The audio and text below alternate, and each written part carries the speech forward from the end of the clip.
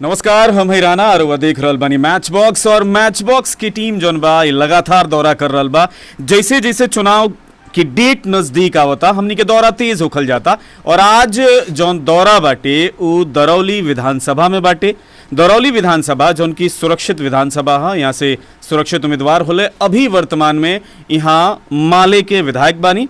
बहरहाल हम ए विधानसभा में घूम रहल बानी और विधानसभा के जे दावेदार बा ओकरा से बातचीत कर रहल बानी। अभी हम जगरा लगे पहुंचल बानी, यहाँ के राजद नेता हैं। यहाँ के पहले भाजपा में रहनी, ओकरा पहले यहाँ के लोजपा में रहनी। यहाँ के अगर बारे में बात कल जाओ तो यहाँ के पहले शिक्षक रहनी और शिक्षक के नौकरी छोड़ के 2005 में लोजपा से मैरवा विधानसभा से चुनाव लड़ रहनी।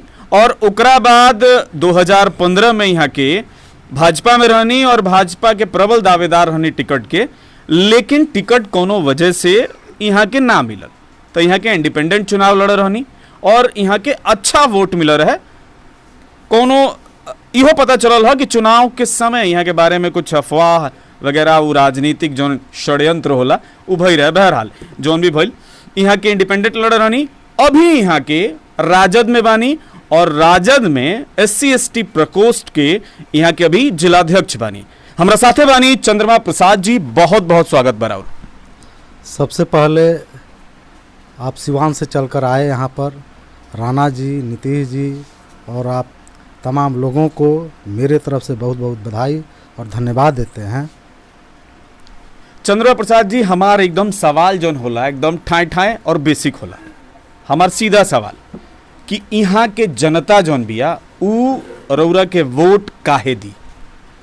जी, वर्तमान विधायक जौन बानी CPI-ML से माननीय सतदेव राम जी, वहाँ के लगभग ही तीसरा टर्म पूरा होके जाता। एंगा मानल जाए तो वहाँ के चौथा बार हुई। राष्ट्रपति शासन में भी वहाँ के जीता रहनी और एकरा पूर्व में रामायण जी जौन BJP से भावी उम्मीदवार हो सकतानी, वहाँ के भी 2 टर्म विधायक रह चुकल बानी। जनता यहाँ लोग के कार्यकाल देख चुकल बिया। यहाँ के फिर 15 साल जौन की जरूरियात जौन विधानसभा में जौन इंफ्रास्ट्रक्चर के विकास होखे के चाहिए, विद्यालय के विकास होखे के चाहिए, नौजुआ के रोजगार के बात उठावे के चाहिए, पुल पुलिया सड़क के मरम्मती के बात उठावे के चाहिए, ये लोग दोनों माननीय जिलो हमेशा विफल रहल बानी लो। ये नाते निश्चित तौर पर हमार मजबूती से दावेदारी बा।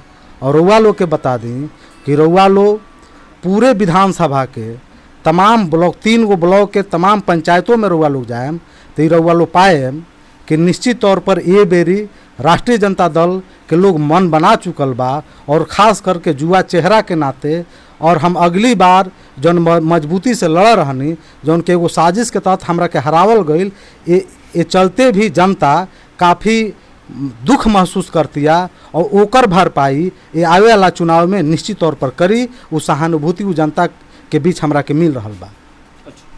अगला सवाल आवता, रउआ पहले लोजपा में रहनी, फिर भाजपा में रहनी, इंडिपेंडेंट चुनाव लड़नी, अभी राजद में बानी। फिर राजद रउआ के टिकट काहे दी? चूंकि पहले से भी बहुत सारा लोग बा जे राजद में 20-20 साल 25-25 साल से लगातार बा, तो रउआ के राजद टिकट काहे दी? जी, दरअसल हम 2005 में सीधे विधानसभा चुनाव जो रामविलास जी से हमार संबंध रहे, हम दिल्ली तैयारी करे खातिर गए रहनी। हमरा लागल कि हम कुछ बनेंगे तो उससे ज़्यादा इस देश में जो लोकतांत्रिक तरीका है, अगर इसमें हम आ कर के कुछ ज़्यादा ही लोगों के लिए कुछ कर सकते हैं, तो हमने अपने आप को सीधे राजनीति की तरफ मोड़ा। और रामविलास जी ने हमको टिकट देकर, सिंबल देकर के यहाँ भेजा। पहली बार अब जब जानते हैं कि आप जो ही चुनाव मैदान में आइएगा तो उस समय जनता का कहीं कोई आपसे न सरोकार रहेगा न आपकी पकड़ होगी, तो निश्चित तौर पर आप कोई निर्णायक भूमिका नहीं निभा सकते हैं। लेकिन फिर भी मात्र 17 दिन के चुनाव प्रचार में हमने इतना जरूर वोट लाया था कि जो स्थानीय विधायक थे उनको हमने हराने का काम किया।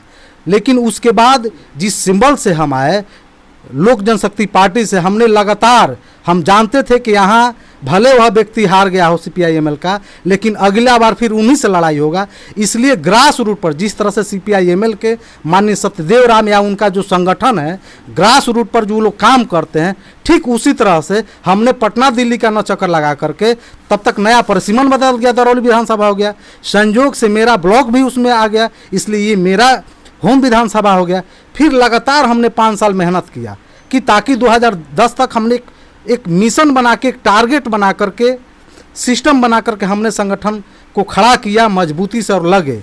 लेकिन जब सिंबल की बात आई तो एक हमारे सीनियर्स लीडर थे, दूसरे दल में थे, और उन्होंने लोजपा से सिंबल उन्होंने तय कर लिया।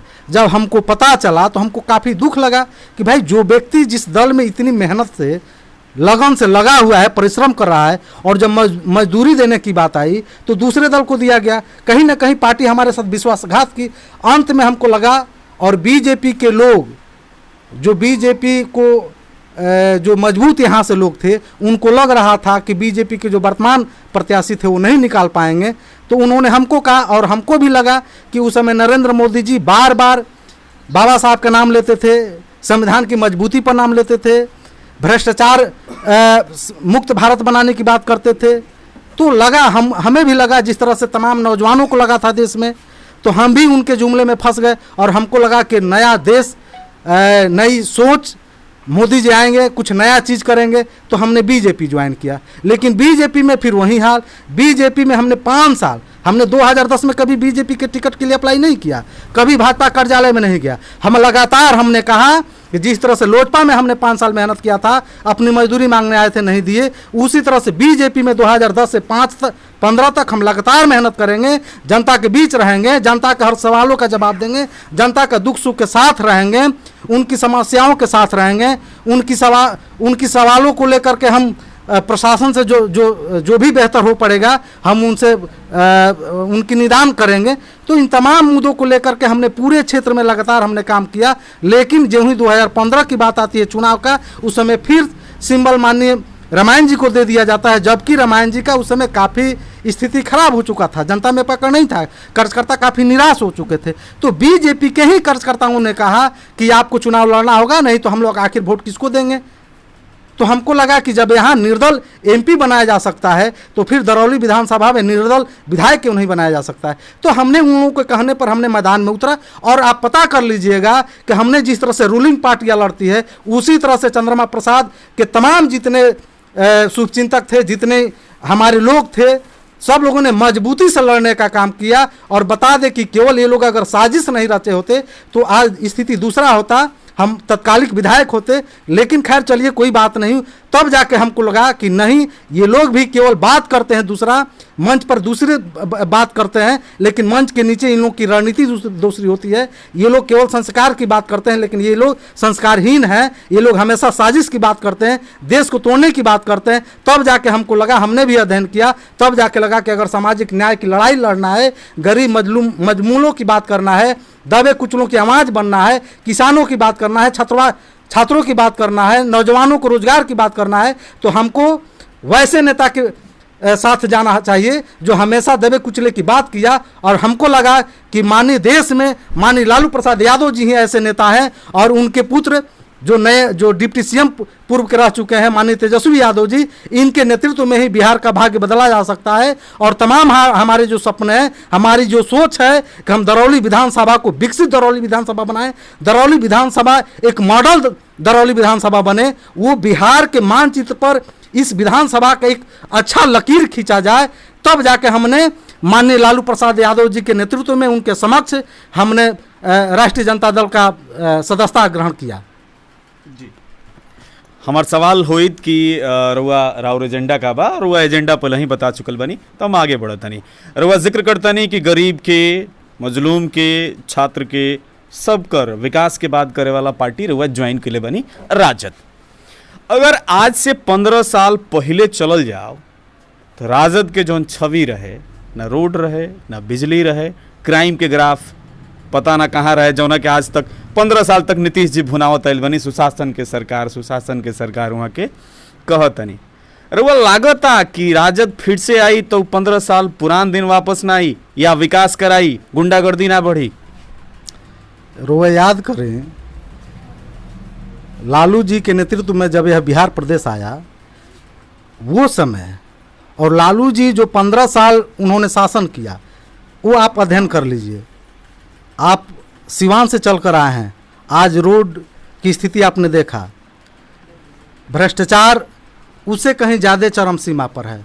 और हत्या की बात करते हैं, डकैती की बात करते हैं। आज रोज हत्या, डकैती, अपहरण ये हो रहा है। आज नहीं होना चाहिए सुशासन के सरकार में। आज तो लालू जी नहीं है, लालू जी को तो साजिश के तहत ये लोग जेल में भेज दिए हैं। ये लोग जानते हैं कि लालू जी अगर जेल में नहीं रहते तो माननीय प्रधानमंत्री भी 2019 में ये नहीं बने होते, मोदी जी। इसलिए बीजेपी जानती है कि अगर पूरे देश में बीजेपी का कोई कट्टर मजबूती से उखाड़ फेंकने वाला कोई नेता है तो माननीय लालू प्रसाद यादव जी हैं। इसलिए उनको साजिश के तहत जेल भेज दिया गया। रही बात यहाँ की, आपने छात्रों की बात कहा, विकास की बात कहे, तो आपने देखा होगा कि उनके रीजन में, उनके शासनकाल में जितनी सरकारी नौकरियां नौजवानों को मिला है और इनके शासनकाल में आप निकाल लीजिए, ये टोटल अनुबंधित नौकरियां हैं। जो उस समय नौकरी करते थे वो 30,000 40,000 तनख्वाह पा रहे हैं। आज 10,000 8,000 और 9,000 के तनख्वाह पर लड़के लोग लगे हुए हैं। उनका भविष्य चौपट है। कभी मानदेय की बात नहीं होती है। ये मानदेय के लिए जब अपनी आवाज़ उठाते हैं तो इन पर डंडा बरसाया जाता है। ये क्या तरीका है सरकार का? तो सड़क का वही हाल, विद्यालय में पठन पाठन का वही हाल। केवल इंफ्रास्ट्रक्चर, केवल विद्यालय का भवन बन जाने से नहीं होता है। आप बढ़िया शिक्षक नहीं रखिएगा, बढ़िया व्यवस्था नहीं रखिएगा तो क्या गुणवत्तापूर्ण शिक्षा मिल सकता है? केवल खिचड़ी खिला देने से और बहुत ज़्यादा संख्या भर देने से विद्यालय का हालात नहीं अच्छा हो सकता है। इसलिए एक इन्वायरमेंट होना चाहिए। तो ऐसा नहीं है। आज हत्या डकैती हो रहा है, तमाम बलात्कार हो रहा है। आप देखे होंगे कि करप्शन चरम पर है। एक कोई दाखिल खारिज करने के लिए कोई जाता है या कोई भी कार्य करने के लिए जाता है प्रखंड मुख्यालय में तो बिना घूस का काम नहीं होता है। आप थाने में चले जाइए, कोई आवेदन लेके जाता है, कोई मजबूर है, कहीं शोषित है, पीड़ित है, किसी के द्वारा दबाया गया है, जुल्म उस पर ढाया जाता है, वो अपना न्याय के लिए अगर थाने में जाता है, थाना वह सुनता नहीं है जब तक उससे पैसा नहीं लेता है। आप किसकी बात करते हैं? लालू जी के ज़माने में यही गरीब मजदूर जब ब्लॉक में जाता था तो वीडियो के सामने चेयर पर बैठ करके उनसे बात करता था। थाने में जाते थे तो उनके लिए न्याय की बात होती थी। और आप कह रहे हैं कि सुशासन बाबू, तो आप जनता से, तमाम लोगों से आप पूछिएगा, वो लोग, जनता समझ चुकी है। और इस बार निश्चित तौर पर ये सुशासन की सरकार, ये जो नौजवान जो बेरोजगारी के हालात में 2-2 हज़ार किलोमीटर से 1100 किलोमीटर से जो पैदल चल कर आए, जो पैरों में छला पड़ा है, रोजगार नहीं है, अब भूखे लोग अपना केवल 5 किलो चावल और गेहूं दे देने से इनका परिवार का भरण पोषण नहीं हो सकता है। ये भीख मत दीजिए। हम लोग भीख देने की प्रवृत्ति हम नहीं मानते हैं। आप कॉमन सिस्टम एजुकेशन लागू कीजिए, आप सारे नौजवानों को रोजगार दीजिए, अच्छा एजुकेशन दीजिए, मुफ्त में चिकित्सा कीजिए, तब ना आप अच्छी सरकार कहलाइएगा जी। केवल भाषण देने से होगा? भाषण देते हैं वहाँ दिल्ली में बैठ करके, वहाँ मोदी जी, यहाँ नीतीश कुमार जी भाषण देते हैं तो इससे यहाँ बिहार का विकास हो जाएगा? 20 लाख करोड़ रुपया वहाँ बोले हैं कि 20 लाख हज़ार की कितना करोड़ रुपया देंगे। पता चल रहा है यहाँ लोगों को क्या मिल रहा है। यहाँ वो आए थे मोदी जी, हमको याद है 2014 में भी 19 में भी बोल गए थे कि बिहार में सिवान जिला में बोल गए थे कि आपको सूता फैक्ट्री चालू किया जाएगा, गन्ना फैक्ट्री चालू किया जाएगा, बहुत बड़ा कोल्ड स्टोर बनाया जाएगा। कहाँ गया? एक यहाँ कोई मेडिकल कॉलेज नहीं हुआ, इंजीनियरिंग कॉलेज नहीं बना। ये तो हमारे माननीय पूर्व सांसद शहाबुद्दीन साहब का देन है कि यहाँ कई कॉलेज बने, मेडिकल कॉलेज बने, इंजीनियरिंग कॉलेज बने। तमाम ऐसे गाँव में जो सड़क नहीं था उनके नेतृत्व में सड़क बना, पुल पुलिया बना, हर बहुत ऐसे हाई स्कूल में कमरे बने। तो वो ये कहा जाता है विकास? केवल जुमलेबाजी कहिएगा, इससे विकास होगा? चलिए, जुमलाबाजी चल रहल बा। 15 साल पहले 15 साल राउरो सरकार रहल बा, राजद के सरकार रहल बा, अब 15 साल इहों के सरकार रहल बा। जनता बहुत भली भांति अवगत बिया दोनों सरकार से के कितना काम के ले बा। अभी रोजगार के जिक्र रुआ कैनी हम, राउर नेता प्रतिपक्ष तेजस्वी जी भी रोजगार के बात कर रहल बनी और नीतीश जी भी रोजगार के बात कर रहल बनी। चूँकि कोरोना के वजह से बहुत सारा लोग के रोजगार गइल बा और आए दिन ट्विटर पर हर दूसरा तीसरा दिन ट्विटर पर ट्रेंड करावल जाला कि रोजगार इन बिहार, इंडस्ट्री इन बिहार। ये तमाम बात तब कइल जाता जब कोरोना जैसन वैश्विक महामारी आइल हो। तो ये का मानल जाओ कि बिहार के नेता, चाहे वो मुख्यमंत्री जी होखी चाहे नेता प्रतिपक्ष होकस, बिहार के लोग इंतजार करत तल कि जब बड़ आफत विपत आई तबे जाके रोजगार के बात हुई। एकरा पहले 2010 में काहे ना, 2015 में काहे ना, 2005 में काहे ना रोजगार के बात, अभी रोजगार के बात काहे होता? जी हम रउआ के बता दें कि सरकार लोगों को बरगला करके ये 2005 में आई कि हम नौजवानों को और रोज़गार देंगे, तो लोगों की अपेक्षाएं बढ़ती है। किसी भी व्यक्ति को कुछ दीजिएगा और दूसरा कोई आके कहेगा कि हम और कुछ दे सकते हैं, तो उनके अंदर में होता है, ये चलती है बातें कि हो सकता है कि उनसे कुछ ज़्यादा दे दें। वही बात आई, 15 साल लालू जी थे, लोगों को लगा कि इसके बाद नीतीश जी आएंगे तो हो सकता है बहुत कुछ बदलाव कर दें। लेकिन आप देखिएगा, आंकड़ा निकालिएगा कि लालू जी के शासनकाल में जितने लोग दरोगा हुए, कर्मचारी हुए, आपको टीचर हुए, अच्छे टीचर हुए, हम ऐसा नहीं कहते हैं कि आज के टीचर बुरे, आज भी टीचर अच्छे हैं, लेकिन कहीं ना कहीं उनको मानसिक जो सरकार के द्वारा मानदेय का जो इतना बड़ा फासला किया जाता है कि जो हमेशा तनाव में रहते हैं, वो स्कूलों में बढ़िया से शिक्षण कार्य नहीं चला पा रहे हैं, इतना उन पर प्रेशर है, खाना बनाने से लेकर के, भवन बनाने से लेकर के, तमाम जनगणना से लेकर के, आपको ये क्या बहुत सारी कामें जो दे दी जाती है, तो इससे वो लोग तनाव में रहते, बढ़िया पढ़ाई बच्चों को पढ़ा नहीं पाते हैं। तो मेरे कहने का मतलब है कि उस समय ऐसा नहीं था, उस समय शिक्षक केवल पढ़ाते थे, बहुत काम आता था तो इलेक्शन में ड्यूटी दे दिया जाता था। लेकिन आज तमाम वैसे काम केवल कुछ लोगों के द्वारा ही जिम्मे दे दी जाती है, जिससे कोई भी काम अच्छा तरीके से नहीं हो पाता है। जहाँ तक रोजगार की बात है कि 10 में नहीं लोग मांगे, 15 में लोग नहीं मांगे, 20 में रोजगार की बात आती है। हमारे कहने का मतलब कि लोगों का धैर्य अब टूट गया। पहले लोग धैर्य रखते थे, पेशेंस रखते थे कि ठीक है 10 में नहीं हो पाया, हो सकता है कि 15 तक इनको मौका दे दिया जाए, 15 तक हो जाएगा, लेकिन 15 में भी वहीं, 20 तक वही हाल। लेकिन अब लोग बर्दाश्त करने वाले नहीं हैं। कहा गया है कि भूखे भजन न हो तो गोपाला, ये कब तक भूखे पेट बिना नौकरी, समाज में हमेशा निंदा उनको की जाती है, वो हमेशा काफ़ी तनाव में रहते हैं। हमारे नौजवान जो नौकरियों के लिए दर दर भटकते हैं, पढ़े लिखे लोग MA BA कर करके, आपको सोच करके काफ़ी ग्लानि होगी, को चपरासी की भी नौकरी ढूंढते हैं। आखिर यह कैसा विकसित बिहार है कि आप कहते हैं कि यहाँ से पलायन रुक गया, आप कहते हैं कि सारे लोगों की नौकरी मिल गई, तो फिर आप लोगों ने देखा होगा कि दिल्ली से, गुजरात से, महाराष्ट्र से, आपको राजस्थान से, फिर आपको हरियाणा से, कलकत्ता से, तमाम जगहों से यहाँ ट्रक से भर भर करके, आपको ट्रेनों से, कैसे कैसे पैदल से, साइकिल से, तमाम वैसे लोग आए, लाखों लोग आए। ये कहाँ आपका पलायन रुका जी? आप कैसी नौकरियाँ दिए? इसलिए हम भरपूर कड़ी निंदा करते हैं। और अब की बारी जान जाइए, नौजवान ही नहीं, ये तमाम लोग जो भी हैं, बूढ़े बुजुर्ग, नौजवान, महिलाएं, माताएं, बहनें, तमाम लोगों ने मन बना चुका है कि ये जो सुशासन की सरकार है, जो केवल बोलते हैं, करते कुछ नहीं है। इस बार माननीय तेजस्वी जी के नेतृत्व में, इसलिए कि तेजस्वी जी जुआ है, उनके अंदर एक सोच है, वो चाहते हैं कि हम सामाजिक न्याय के साथ साथ हम आर्थिक न्याय की भी बात करते हैं, करेंगे। इसलिए लोगों को, नौजवानों को भरोसा है। इसलिए कि जब तक वो डिप्टी CM थे, उनके जो भी मंत्रालय मिले हुए थे, उन्होंने 1 नंबर का काम किया। उनका रिकॉर्ड उठा कर देख के देख लीजिए, बिहार सरकार के तमाम मंत्रालयों में उनका जो मंत्रालय था 1 नंबर का रहा। तो क्यों नहीं हम विश्वास कर सकते हैं? कोई जुआ सोच है? नई सोच है।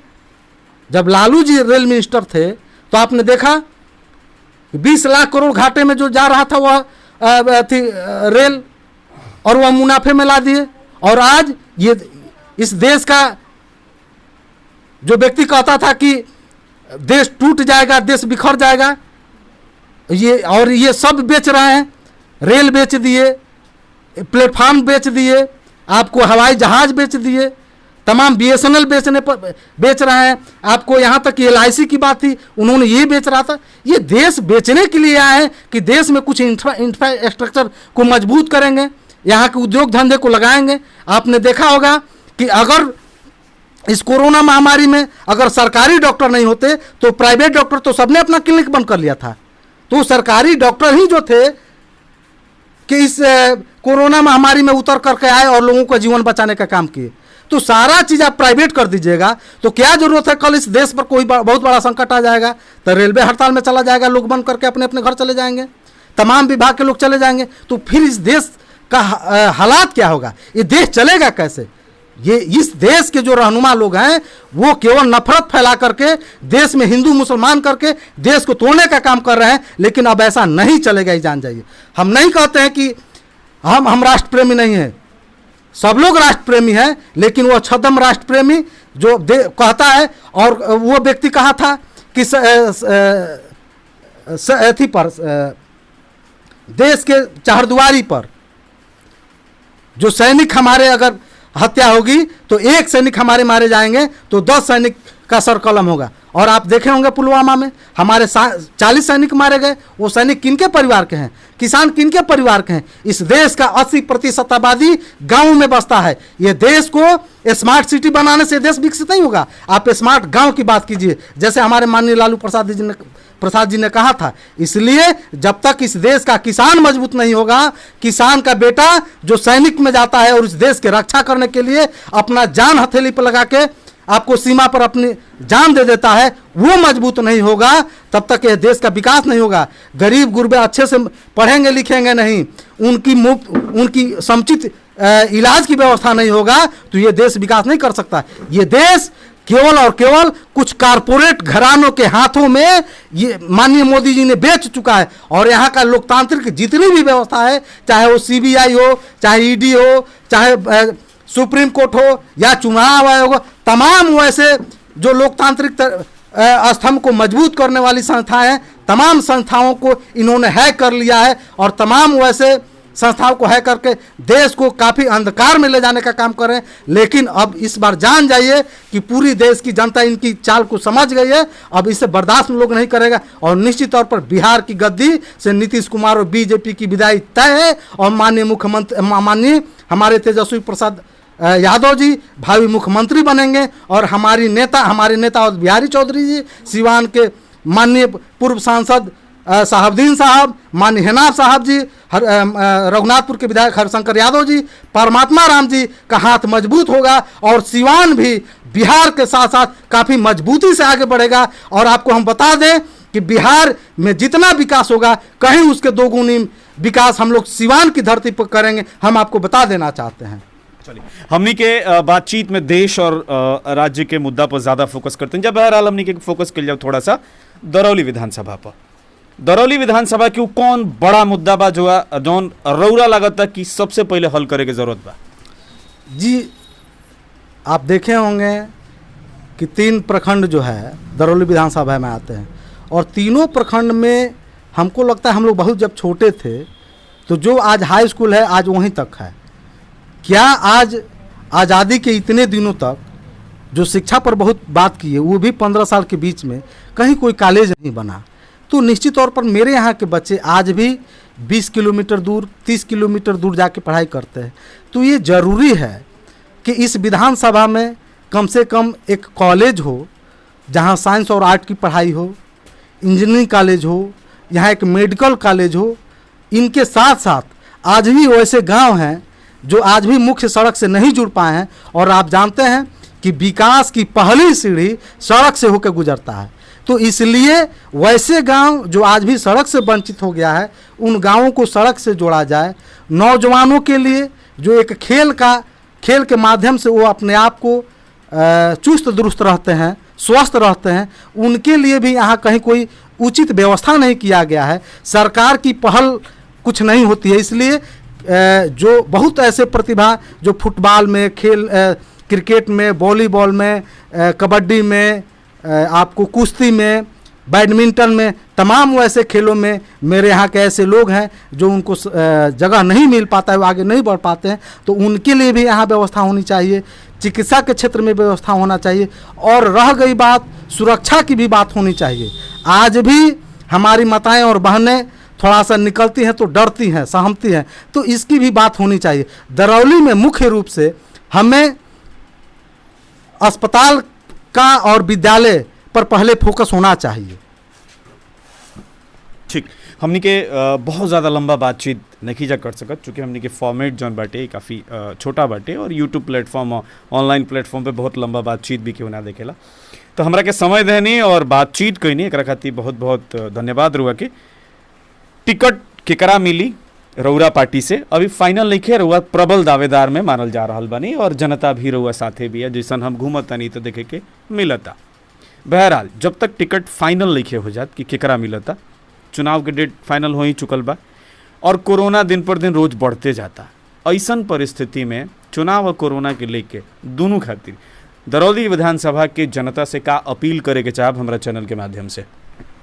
निश्चित तौर पर जौन वैश्विक महामारी बा, चुनाव आयोग के जौन बयान बा और सरकार की स्थिति बा कि सरकार चाहत या कि हर हाल में चुनाव करा ली। हमनी के नहीं जा चाहत, माननीय हमनी के विपक्ष के नेता भावी मुख्यमंत्री माननीय तेजस्वी जी भी नहीं चाहत, पूरा पार्टी नहीं चाहत, यहाँ के मान ली कि पूरा विपक्ष नहीं चाहत। फिर भी सरकार के का समझ में आवता कि चुनाव हर हाल में करावे चाहता लो। जनता तैयार बैठल बिया, चुनाव होखबे करी।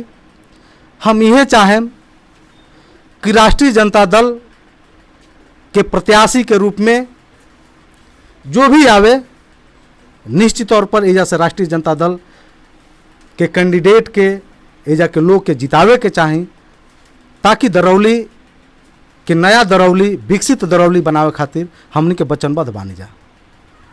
एगो और सवाल, छोटी चुकी सवाल बा।